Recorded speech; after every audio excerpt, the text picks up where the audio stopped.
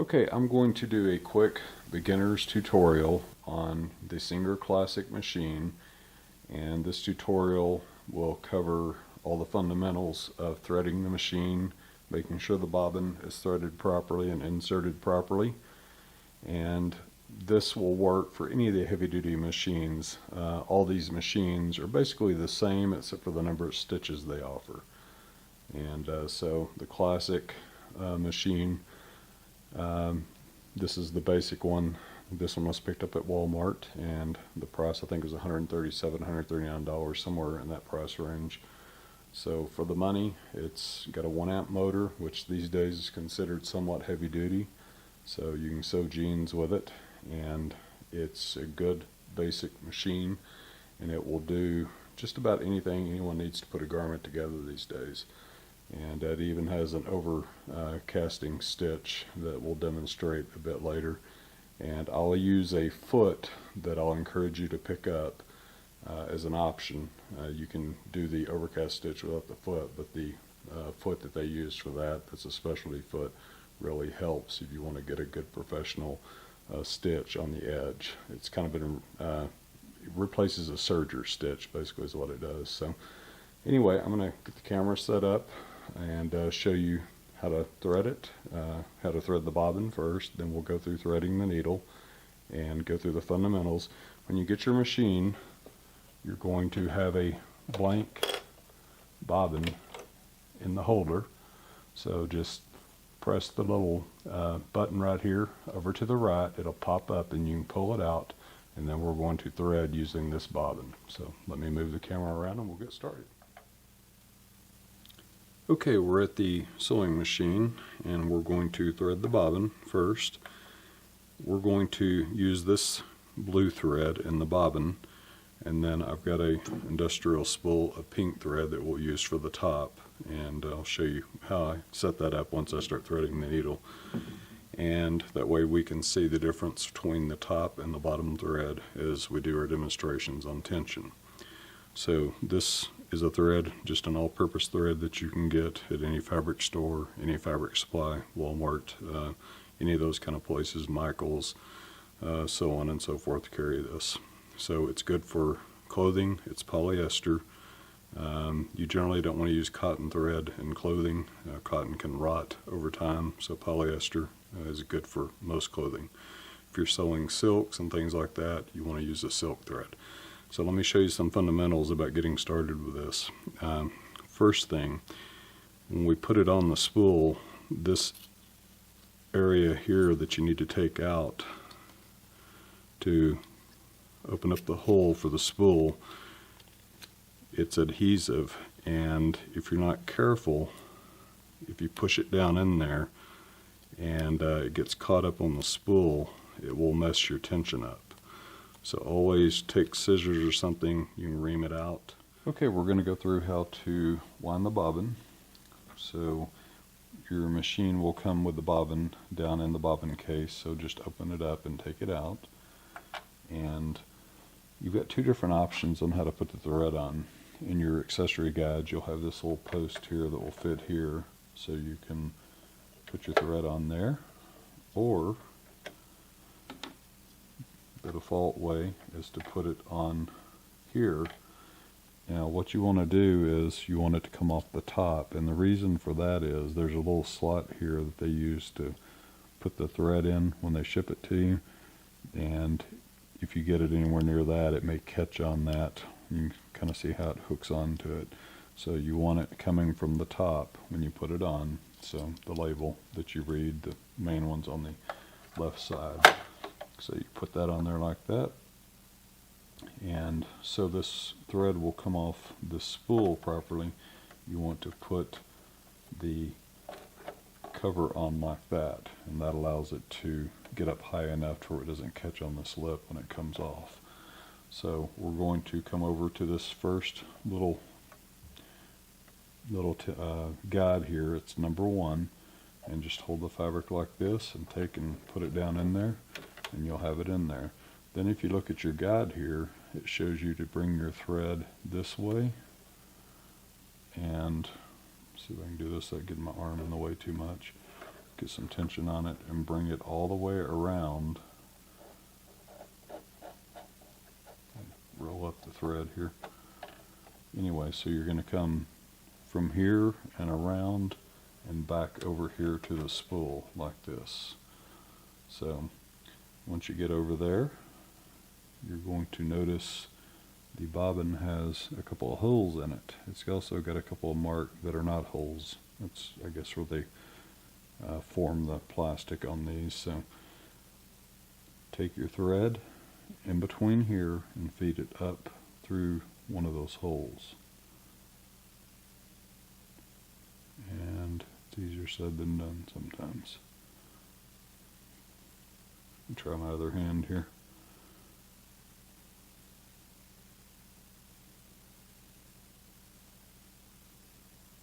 There it goes. So if you can see that, I've got it thread through the middle and then through the top. And so you'll take it and you'll push it down on the post. So you have enough of this thread hanging out where you can hold on to it. And what you're going to do is move it over, and that engages it winding the bobbin. And then when you're finished, you'll push it back this way. That'll allow the needle to take over and the bobbin won't spin. So we're going to pull it back. We're going to press on the foot pedal. Once you get a few rounds, you're going to pull this up and you're going to cut it off as close to the bobbin as you can.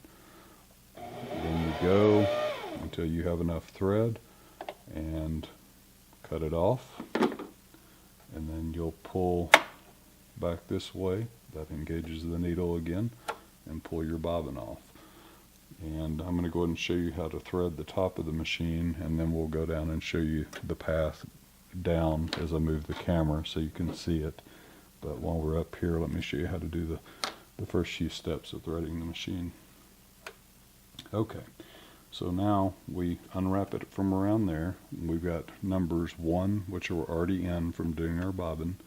Number 2 is here, and then I'll show you the difference as I go down. But I'm going to use the pink thread that I've got for my top thread. So I'm going to go ahead and take this off now that you see how you put it on that spool. Set that aside, and get my thread over here. So when you use these external stands, you want to put the thread path pretty much in the same way that it would come if it were coming off the spool. So I've got it right here where it lines up. So we go through 1 is there, 2 is this tension dial here, so we're going through number 2, and we're going to pull the thread where it goes. There's a little bitty piece there of metal there. It's going to go in between it and this main one. So let me move the camera down so you can see what's going on down below, and we'll take it on down and then we'll show you how to insert the bobbin after that. Okay, I wanted to get a close-up of the way it comes through this little hook here.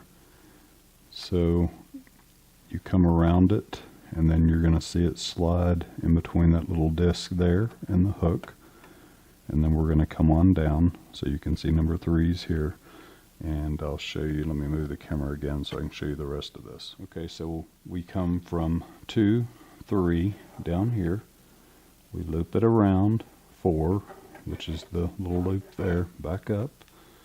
We turn our wheel until this guide is in its highest position. Oh, by the way, while you're threading, make sure your presser foot is up. What that does, it releases the tension disc that's hidden in here and allows your thread to sink down in there. And then when you lower your foot, the tension disc will clamp down on it. So if you're having any kind of a problem ever, what you want to do is raise your foot, put tension on the thread, pull it tight where it will lock down into the tension disc, and then put your foot back down, and that should correct the issue. So we come up and we come around, and that's number 5. Come around that hook, and we head down towards the needle. So let me reposition the camera down there so you can see what we do at the needle. Okay, now that we've come down around this hoop and down here, you'll see number 6. What you're going to want to do, this is the end of the thread in my right hand. I'm going to take and hold on to it on this side, and there's a little guide right there that you take the thread, put it under horizontally like that, and then pull it down, and you'll see it's hooked onto that. Now the next one a lot of people miss, it's number 7, and right below the needle shank here is a little area that we need to go into with our thread. So again, take it horizontal, pull it all the way to the back and around, and you see it will hook into there. That's an important part. If you miss that, oftentimes you'll get a thread nest when you start stitching. So that one's important too, so be sure and catch it. Okay, let's see how the needle threader works. What you want to do is turn the wheel and get your needle up there in its highest position. And then bring the threader down. You take your thread and you go over the hook. Now my hand's in the way. Anyway, you go over that hook and hook it around and pull this lever, and there's a little bitty wire that goes through the eye of the needle there. What you want to do is go under it so it can grab a hold of the thread, and then release it here, and it will pull it through to the back, and you'll have that little loop. You can grab a hold of the little loop, and your needle is threaded. So it's as simple as that.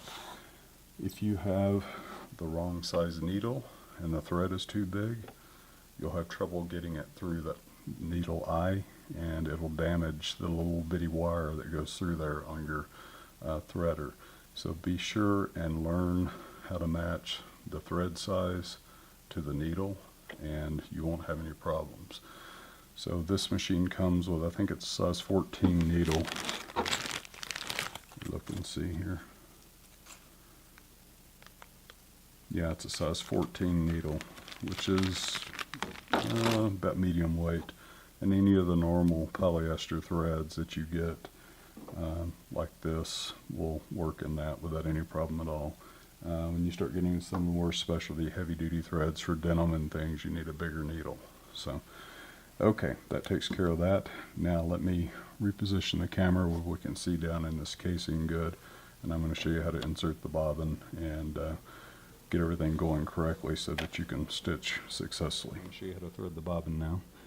Make sure the thread is coming off the top side of the bobbin this way, and then you're going to take it and insert it, just drop it into the case.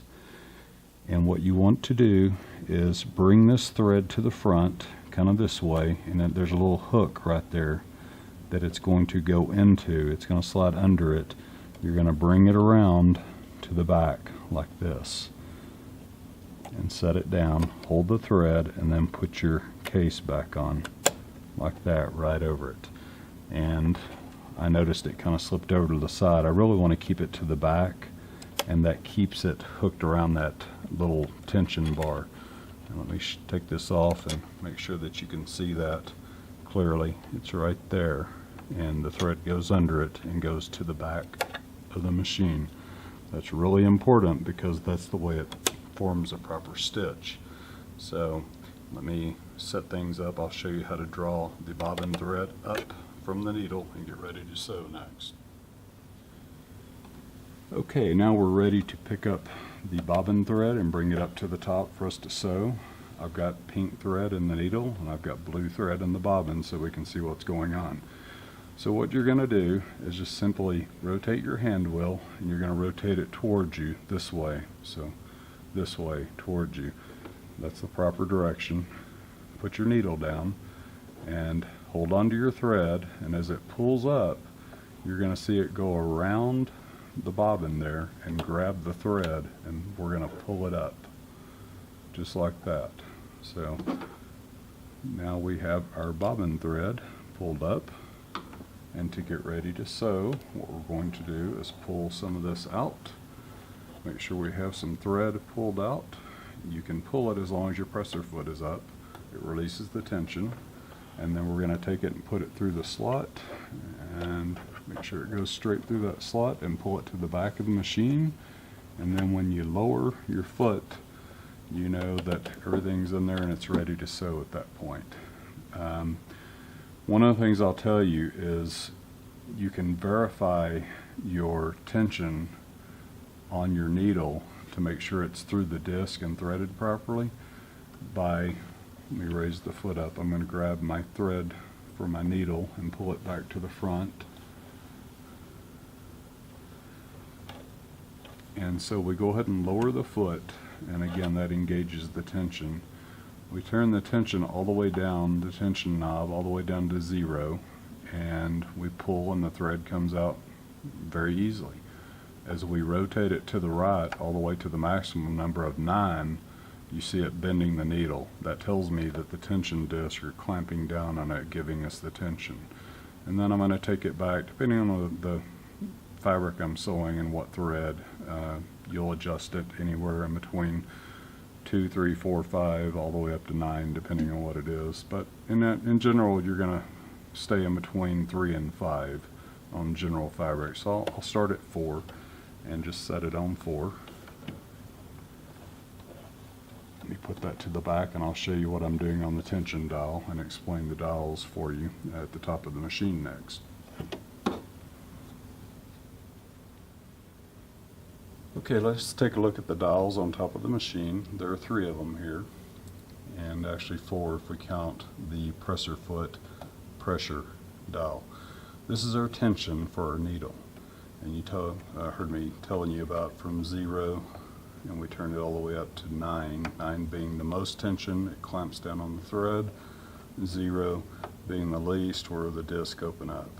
So that's what I was saying, start on 0, pull the thread, it's easy, and then as you rotate it over to number 9, it should get tight and start bending the needle to where you can't even pull the thread out. So we're going to start on a setting of 4 for our tension. This is our needle position, and so the middle, it's got a little indicator on here showing you the middle. That is the left. It moves the needle over to the left, back to the center, and that moves the needle over to the right. And I'll show you some things to do to get your needle to move at any position you want by using the width indicator over here when we have it set on a straight stitch. We'll go through that in just a minute. This is the width of our zigzag, or like I just said, if you're doing a straight stitch, this will control the needle position.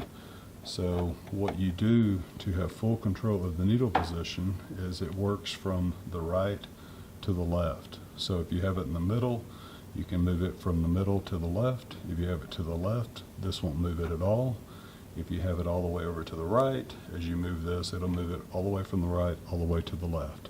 So if you want full control, move your needle over to the right, and then as you move this up to 6, it's all the way over to the left. If you move it all the way back over to 0, it moves the needle all the way over to the right. So if you want to adjust it anywhere in between, just use your width indicator. And for example, on 3, it's pretty much back in the middle. So set it on the right needle position, put it on a straight stitch, and you can use this to control the needle position anywhere you want. And I will show you a wider view, and you'll see the needle moving, so you can get a good view of what's going on there next. But let me go through this. This little button here, if you turn it to the right, it tightens it. It's got a plus sign showing it to the right. That puts more pressure on the presser foot. So if you have thin material, light material, you want to put more pressure on it so that it'll feed better. If you get some of the heavier material, depending on how heavy it is, you can back off of it a bit, or you may need to tighten it some. It just depends on the style of fabric you're using, and there are a lot of different variables. This is one thing even some of the more expensive machines don't have, and it's one of the reasons I like this machine, is you can adjust the pressure on the presser foot. And you'll learn when you're sewing, for example, if I'm sewing denim jeans with a very thick side seam on the hem line, normally you would tighten this up, but what I do is I loosen it because it feeds fine, but when it hits the hump of that side seam, it allows the foot to ride up over it easier. So it makes sense, it's not pushing down so hard, and it can ride up over it. So sometimes the logic is reversed. Again, it depends on what you're using, but the good thing is you have it here to learn and understand, and you'll have it as an option. So that covers everything on top. Let me back off and show you how using this will move the needle, and we'll go through the controls on the front of the machine. Okay, I'm focused on the needle, and I'm going to show you how it moves. I'll show you in a minute what a straight stitch setting is on the dial, but I've got it set on the straight stitch, which is the default what it's going to be set on when I show you the dial. And what I'm going to do is use that width indicator on the top. I've got my needle positioned to the right, and it's on number 3 right now on the width. So as I move it up, you're going to see the needle move to the left, so it's on 6. And now I'm going to go all the way back down. There's 3, all the way down to 0, and you see the needle is to the right. So watch it as it moves. So again, setting the needle position on the right, you have full control with a straight stitch selected by using the width dial to your needle position. That'll become more important as you start using some of the specialty feet and you're trying to align a seam up and to do a hem or something. You may want to use this to line it up, lower your needle, and get it at just the right position.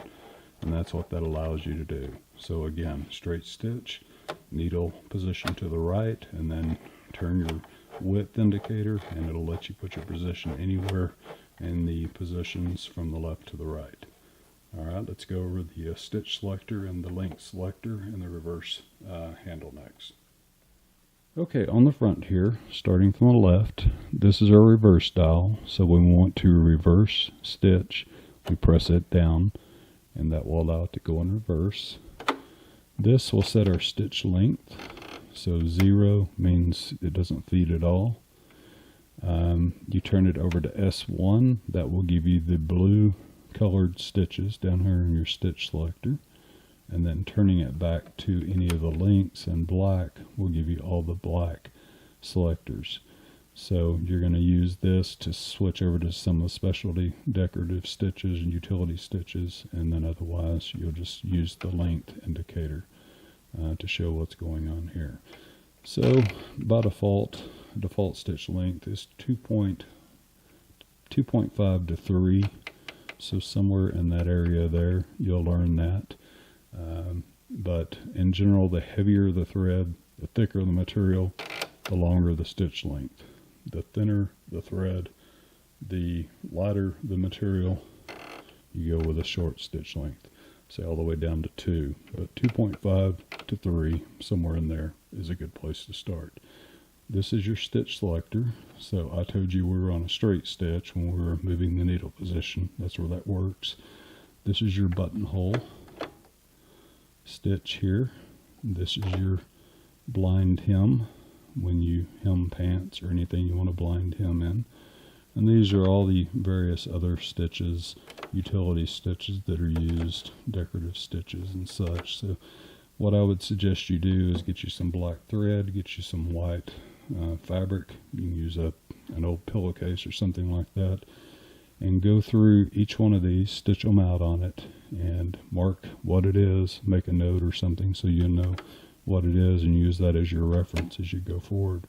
So for example, on this one, on black, we've got that stitch, but if we turn over to S1, it converts to the blue stitch. So that's how to work that. So that tells you how to do everything on the front of the machine. I'm going to go ahead and go back to 2.5, go ahead and turn back around to a straight stitch, and I'll do some stitching demonstrations to show you how to do that next. Okay, we're ready to sew now. So let me show you a pair of scissors that you may have seen your mom or grandmom had. These are pinking shears, and what they're good for, you see how this fabric is fraying on the edge here, and you use a serger generally to trim seams and to get them under control, but you don't have a serger at this point. And I even use these when I'm cutting fabric out and working with big drapery fabric, any of that stuff that'll unravel. Just while handling it, I cut with these pinking shears. So what they do when you go down the edge is they will trim it. See if I can keep these fairly straight.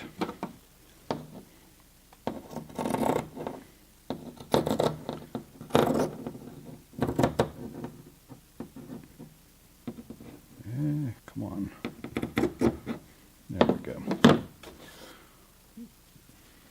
they do that to the edge of your fabric, and that keeps it from fraying when you're handling it. So if you really get rough with it, that one didn't get painted very good. But anyway, if you trim it with these shears, you can handle it without it fraying so much. Let me do this edge here. There we go.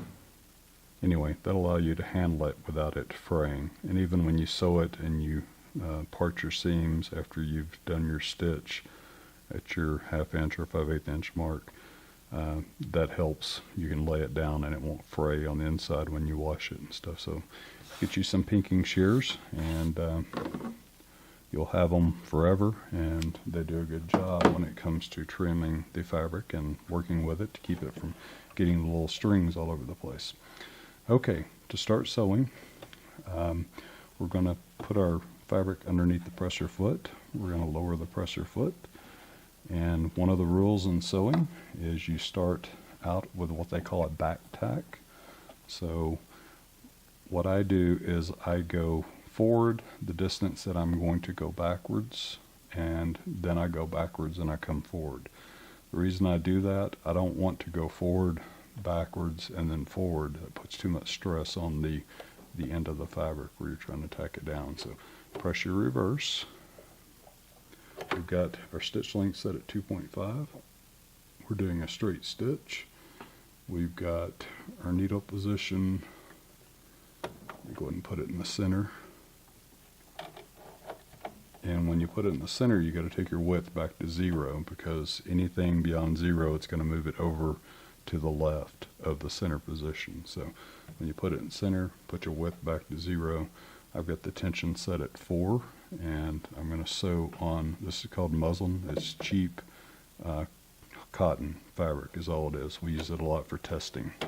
So we go backwards about 3 stitches, and we release the handle, and then we start sewing and we go forward. When you start sewing, hold on to the thread tails behind the foot. That keeps you from getting a little mess underneath your fabric, a little ball of wadded up thread. So always do that, hang on to it, and I even hang on to it for the first few stitches when I go forward.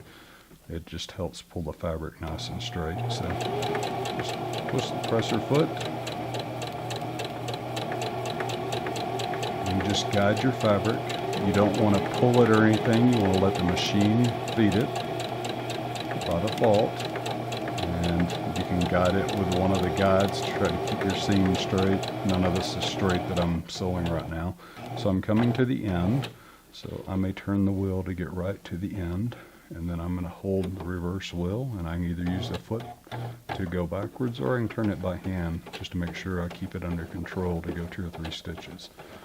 I'll go 3 back, and I'll go 1 forward and raise the foot to its highest position. Raise the presser foot, and that releases the tension, and you can pull your thread out, and there's a thread cutter right here that you can use. So I'll go ahead and use it, and that will cut your thread. Take your tails, move them back to the back of the machine, and look at your stitch. So what you're looking for is, this fabric's a little bit tougher because it's so thin, but you're looking to see if there are any loose loops on the back side of the material. This is so thin you can actually see the pink, which is the top, as it comes around in loops with the blue bottom thread. And on this side, we don't see any of the blue. So I would take this tension, actually that looks pretty good. You may take it up to 4.5. After you do that, it could be maybe just a tad bit tighter, but if you see this and you lay your fabric down, it should lay flat. I'm going to show you what it does when your tension is too tight. Let me cut my threads here. Okay, I'm going to tighten the tension up to 9. So we've turned it all the way up. So now the top thread is going to be really hard to pull. And what it's going to do is when the needle comes up, it's really going to pull hard on this loop here on the bottom, and you'll see it, the result of it being too tight.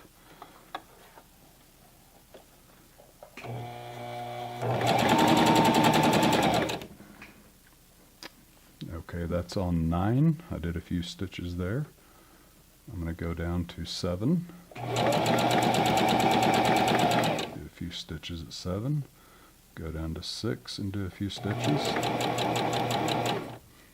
Go to 5. A few stitches. I'm going to go all the way down to 3. Do a few stitches. I'm going to go down to 2. Do a few stitches. And I'm going to go down to 1, do a few stitches, and then finally 0 and do a few stitches. And we'll see the difference between those. I'm going to go back up to 4 to end here so we can tie it off.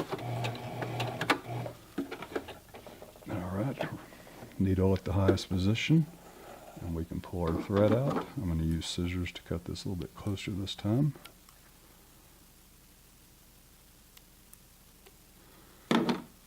And let's look at the back. I'm leaving the thread down here so we can see where we started. Okay, you'll see the puckering on that. How the thread is kind of, you see the little lines there. That tells you your tension is too tight on the top. As we come down, you'll see it starts laying flatter and flatter. And so somewhere around the 6 mark, it looks good. The fabric's laying fairly flat. Nah, it's got a little bit of a roll in it. So when we got back down to around 4 or 5, I think I went from 6 to 4, is where it looks about like that looked. You can see here when it got too loose, see the pink thread, how we have the loops. That means our tension is too loose. So when you see that, your tension is too loose. When you see this down here, it puckered up, it's too tight, it's pulling too hard. You can see the strain on the fabric there.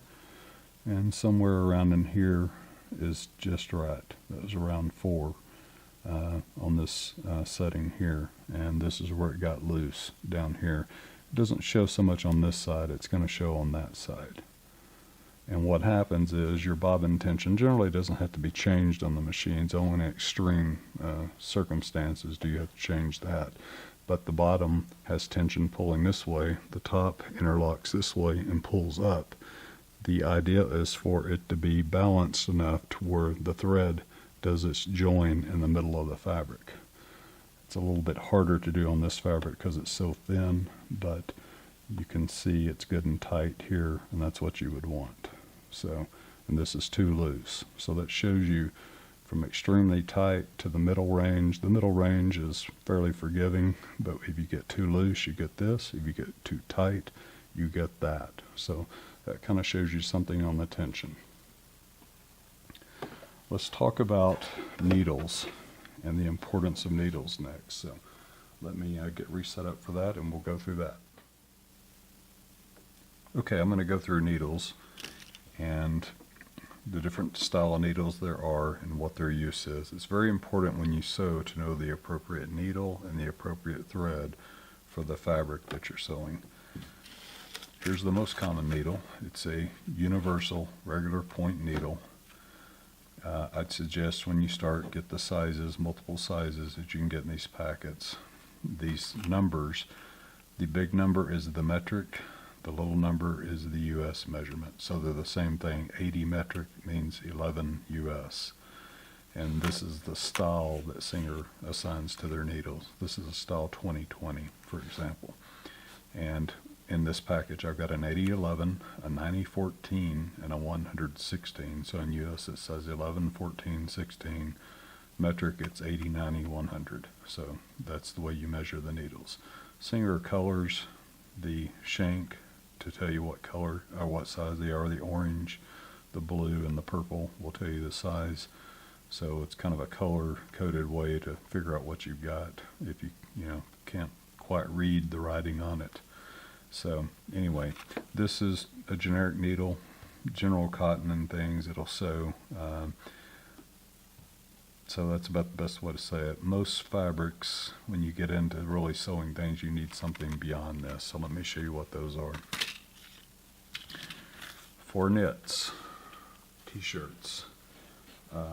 I've got some knit here somewhere. You can find it. There it is. This is a cotton, like an old t-shirt. You'd want to use a ballpoint needle for it.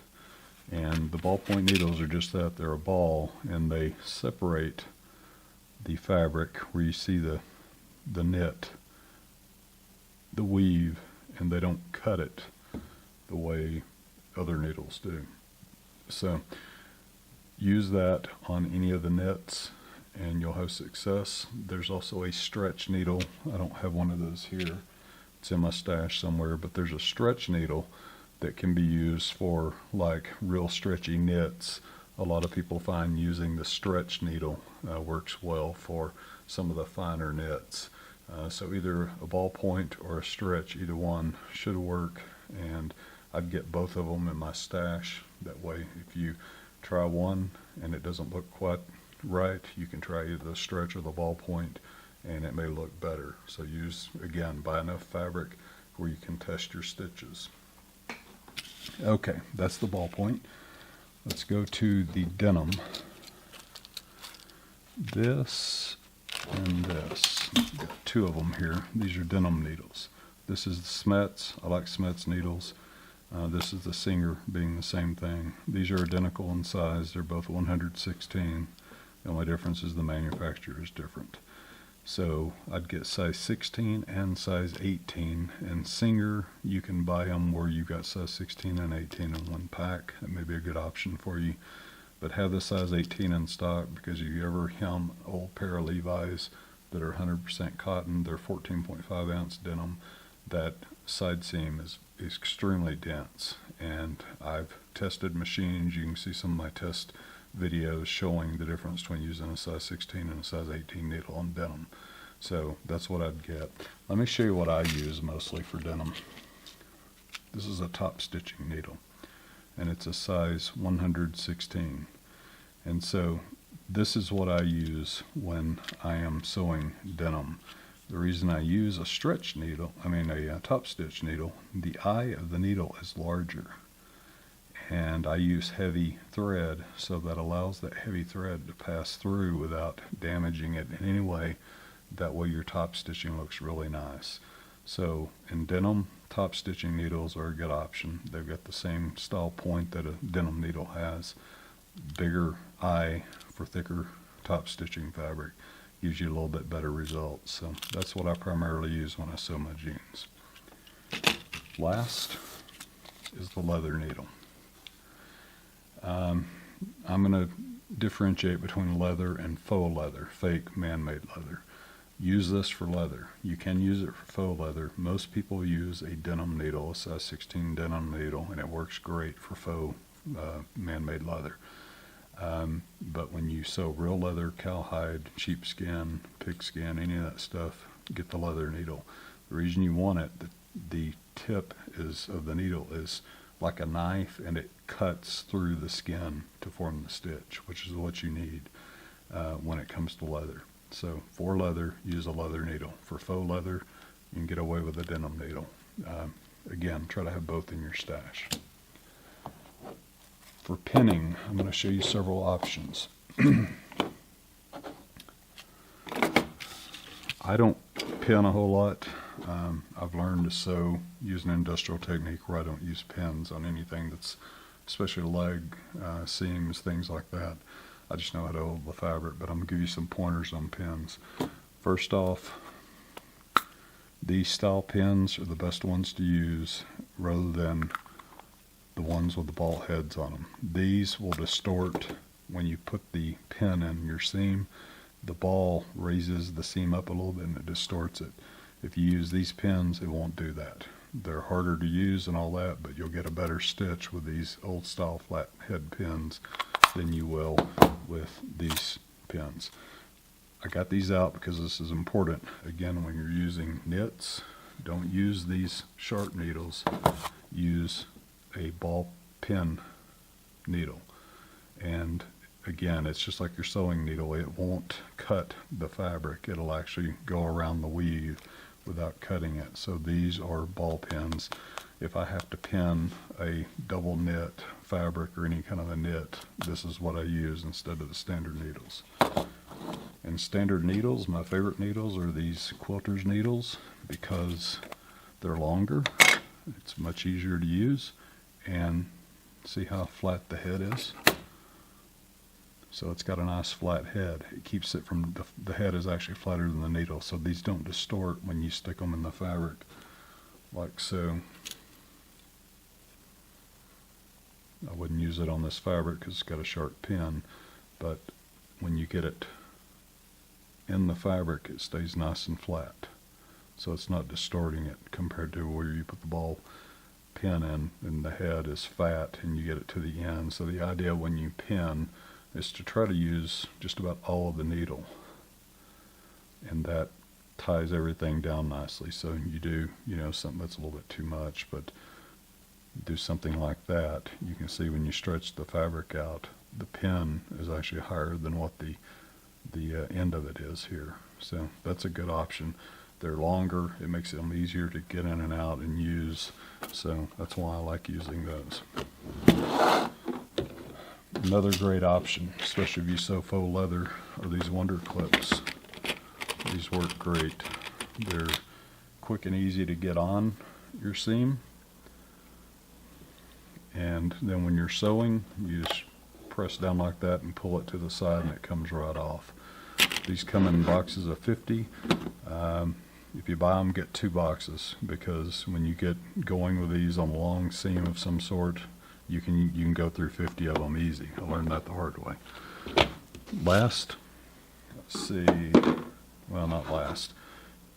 Get you a seam ripper. Don't buy one of these. Buy them 2 and 3 at a time. They get dull very quickly, and you can rip your fabric if you're trying to get a seam out and you use a dull seam ripper. So make sure you have 2 or 3 of these on hand at all times, 2 or 3 spare, because you'll need to rip a long seam out. You'll suddenly realize it's dull, and you'll have to grab another one, throw the dull one away, don't keep it around. And you go through them. They're like paper towels. You go through them quickly if you use them very much. If you sew very much, you're going to rip seams out. Scissors. These are the ones you can find at any fabric store, Walmart. They're okay. When you get the money, these are Kai scissors. They're made in Japan, and there's absolutely no comparison in the quality of these to these. But the difference is these are $7, $8, whatever. These, I bought this with another one, was like $60. So they're more expensive, but you really get what you pay for in scissors. They'll sharpen these for free if you send them back. They have a lifetime warranty on them. I've got several different sizes of these. Absolutely love these scissors. They're so nice. And what's nice about them is when you need to cut at the very tip, and this one is curved. So if I've sewed my seam and I need to cut a piece of fabric like that, it's curved and I can get it right in there. So I can get it right in. Let me turn around where I can hold it. I can get it right in there and just snip that thread off like that. These, the tip is not nearly as precise, and so when you're trying to cut something off, sometimes you'll have to hit it twice. Sometimes it'll do it perfectly, but I highly recommend the Kai shears.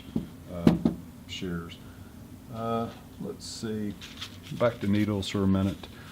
This is my stash.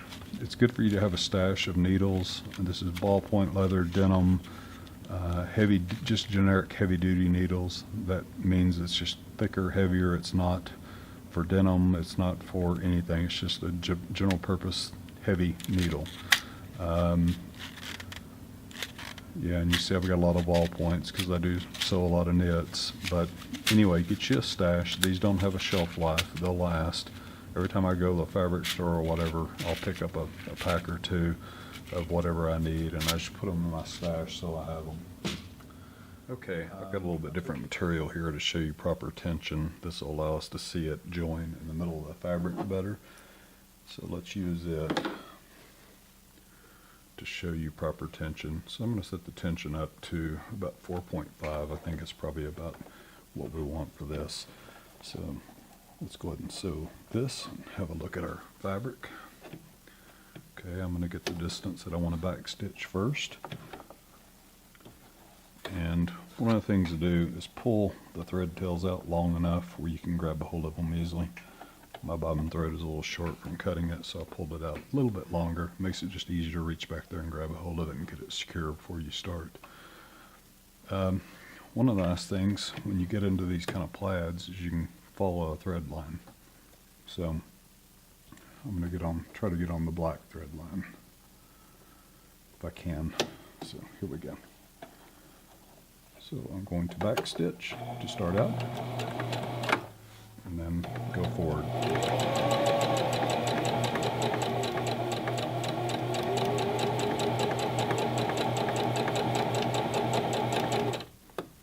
Okay, so the first half is probably proper tension. I'm going to do the second half at like a 1. Do a few, we'll go down to 0 for a few, and then I'm going to go all the way up to 9 for the rest.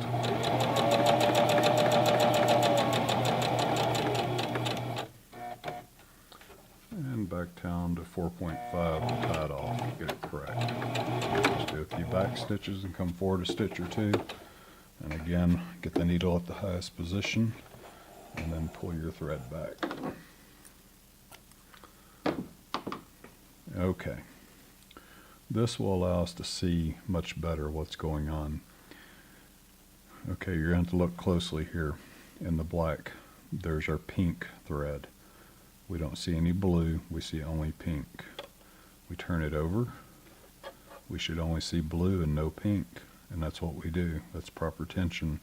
We don't see any of the pink. You can barely see it because that's black thread, and so it could be just a little bit tighter. I was at 4.5. As I told you before, I thought 5 would be perfect. So seeing that it would work, I'd actually go up to 5 until I couldn't see that pink thread anymore and it joined in the middle. I'll do a few stitches here in just a second at the higher tension.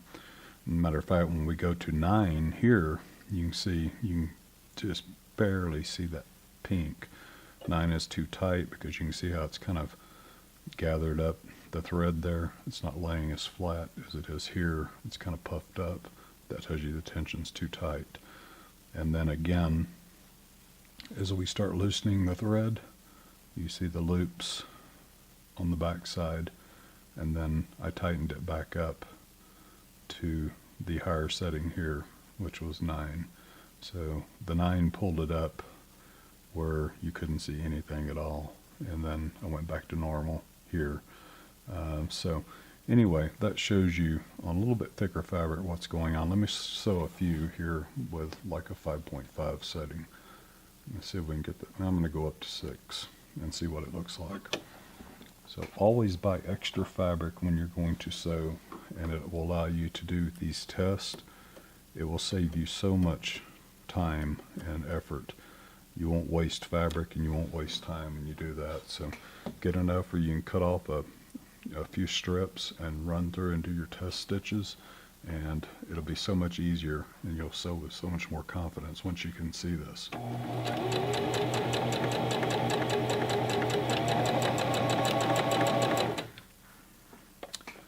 Okay, that's at 6.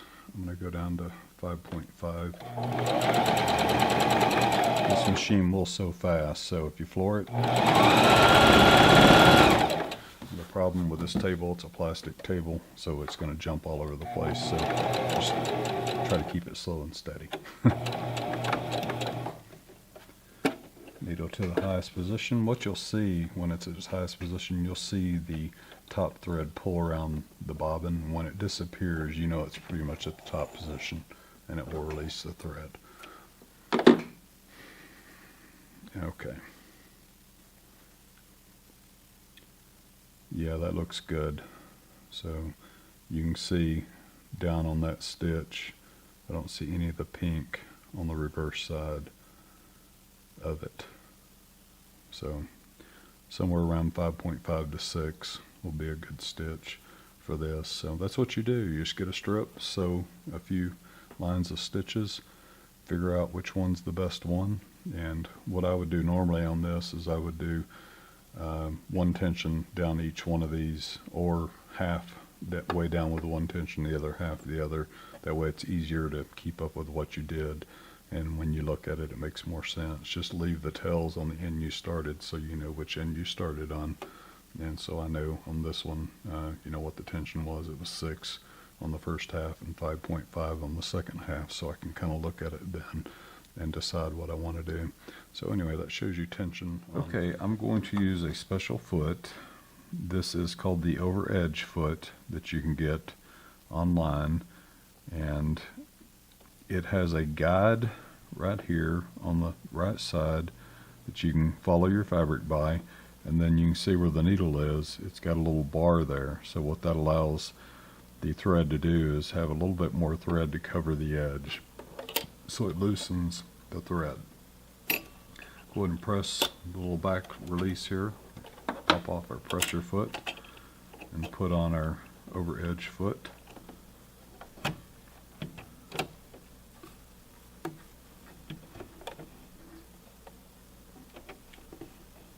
You can use your regular pressure foot to do this. You just have to learn to guide it nicely. What's nice about this one is it's got that guide right there for the fabric to follow. So you get a good even stitch all the way down your fabric when you use this foot. So that's why I'm showing it to you and highly recommend it. So, alright, I've got the S1 activated and it's on stitch D, and stitch A is a straight stitch, and as you turn the lever to the right, one click will be B, 2C, 3D, so on and so forth when you look at your manual. So we're on stitch D with the S1 active, so that's the blue stitch. So I'll show you this one. You can see how it's going back and forth. It's a reinforced stitch.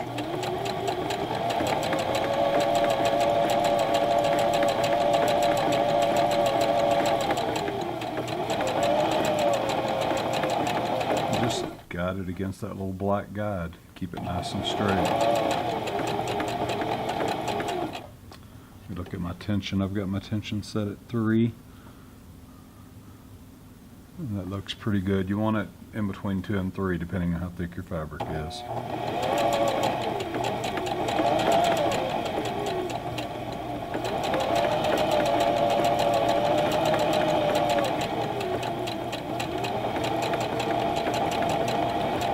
What I'm doing on my left hand, I just want to make sure that I keep the tension up next to that guide as it does this.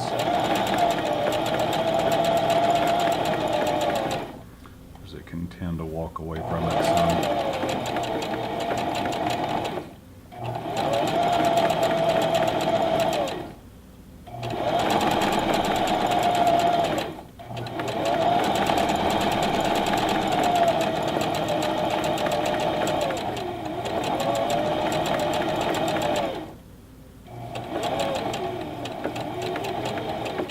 Get to the end, just keep pushing it a little bit so it stays right up next to the edge. Okay, let's have a look at what we have here. There's our serged over the edge seam, and so you can see how nicely it does with that guide on there. Everything's nice and even, so that's why I recommend getting the guide. With practice, you can do it with a straight stitch foot. What you want to do is keep your fabric kind of lined up about right there when you're using the regular pressure foot, and you can get the same results. You can kind of turn the needle and see you want it to go off the edge over here. That's what creates the serged edge. It wraps around it. And again, your tension should be in between 2 and 3. Mine was on 3 on this fabric. And if you press it, it'll lay flat. It'll be nice. So that's the over edge foot and how to do the serged edge on the machine. So again, looking at your manual on page 24, we're using the D stitch, which is that stitch right there. And again, that's A, and as you turn the knob to the right, it will go to B, C, and D on the blue setting, the S1 setting. That's that stitch. So anyway, I hope this helps you get started on your machine. It's a good fundamental machine. Again, you can sew leather and denim on it.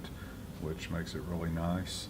And hopefully you'll get along with it, and everything will work out good for you. This should give you a good fundamental foundation to get started with.